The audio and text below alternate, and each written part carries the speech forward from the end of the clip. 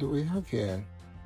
It's an Acer Go Inspire 14-inch laptop that has the AMD Ryzen 37320U processor, 14-inch screen, graphics is the AMD Radeon graphics card, has a memory of 8 gig RAM, storage of 128, NVMe SSD slot, Wi-Fi 6 and Bluetooth. Let's see what we have in the box. So, setup guide, some more paperwork, laptop itself. Into the side, I usually like how laptops have basic packaging. Or talk about, anticipate your laptop on packaging. I don't really care about all that. I usually just care about the device itself. So this is the Aspire Go. It's supposed to be a laptop that has just the basics for day-to-day activities, which I could recommend. It's less than £300 for this laptop, which is pretty good, in my opinion. I know it doesn't come with very good storage space, but I think the NVMe slot should be upgradable. I can see there are some screws, so this laptop should be pretty easy to upgrade from an 8 gig to a 16 gig RAM, and from a 128 to a 1 terabyte hard drive whenever you have the money to do that. So unlike before, where lots of us used to save movies on our devices, but now we just do Netflix, Prime, even now running out of subscriptions that we pay for. One thing I like about it is how the laptop actually acts up. If you look down here, you see that to create. I don't think my Asus does that, but I have an Asus 20 gig RAM laptop with 1 gig RAM SSD hard drive. Let's see. And it has it's a gaming laptop, as you can see with this. No, it doesn't. And it gets pretty hot after a while. Although it has some gaming cooling system, but see.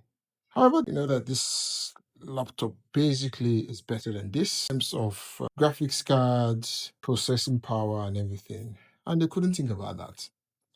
Anyways, let's try and set it up. So, looking at it, what ports does it have? It has headphone jack.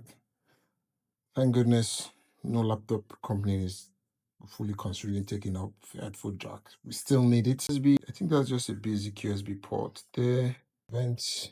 So USB-C port, which I think also supports display, HDMI port. Please, this better be a USB 3 port. If not, I'm going to lose my mind. Problem I have with it is no LAN port, which is quite a shame. I know it runs Wi-Fi 6, so it should be relatively quite fast, but we just love the odd LAN port. So that is why I got the Ugreen USB to gigabit internet adapter. Been loving this brand, the Ugreen brand. Recently, I got some of their power banks for laptops. It would have been quite nice if this laptop had a USB-C charging port instead of this generic charging port that have to always, if you want to replace, you have to do some. I don't like them. Most laptops should be the only people who have the right to do. I know some people are going to kick me off for this, but I think the only people who have the right to do a proprietary charging port is just the MacBooks, because I totally love the MagSafe, especially when you have children running around and it's just for some reason we have people around you and they kick on the cord, it just pops off without dragging the laptop. So it's more like a safety mechanism. So I still feel that the MagSafe charging port should still remain on MacBooks. It's quite nice.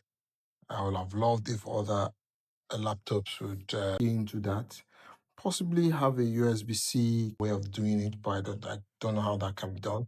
But I really like the MagSafe charging port in MacBooks. But anyways, so it's a very basic laptop, I must say. For those who don't want to spend so much on the laptop, I think this is your go-to, to be honest. I really like the fact it has a dedicated graphics card, the AMD Radeon graphics card. Of course, I usually prefer them to the Intel graphics card. I know AMD, they also make the Radeon graphics card, and the Ryzen chip, quite a new chip as well. So should be able to run your day-to-day tasks quite well. So, yep, this is the U green USB-C to Ethernet cable adapter. Right. So I think I have to charge it.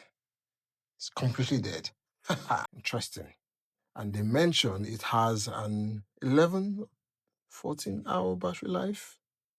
I hope it meets up to that, because this can't be the first thing happening.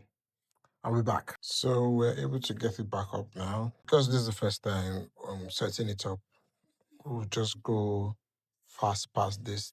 One of the things I'll just do a benchmark, see how well it's able to surf the internet, the speed, and I don't think it would be a good comparison comparing with my gaming laptop, but possibly it's something we could consider.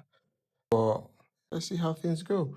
The only thing I think I really like about this laptop is the fact that it has pretty good long battery life, according to what they say. So let's see if it meets to expectations. I'll just quickly set that up now.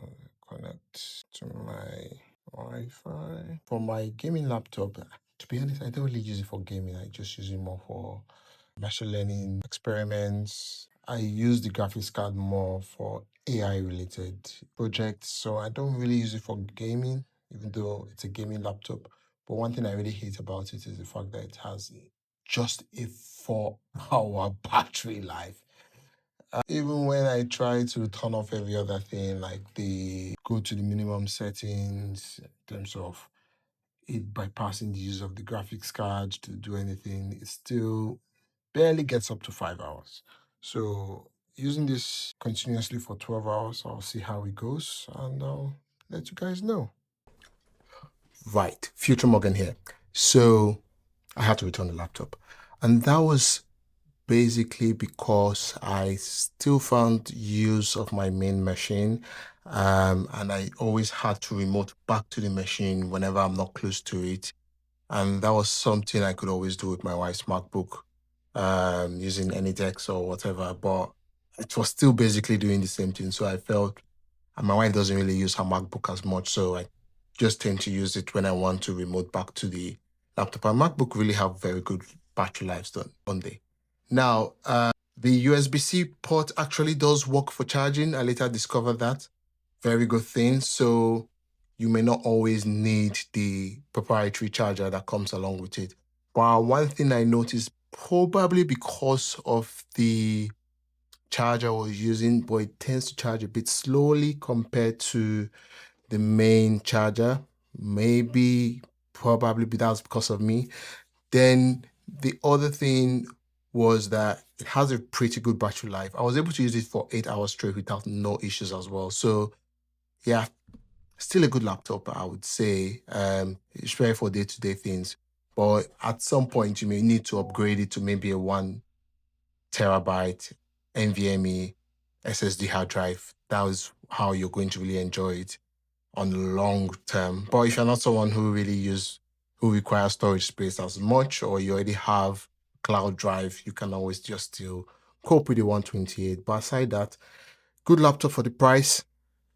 It's something, for first impressions, I think something you could have, but not for me just because of my own peculiarities. Right. So yes, that's it. That's the end of the video. See you next time. Thank you.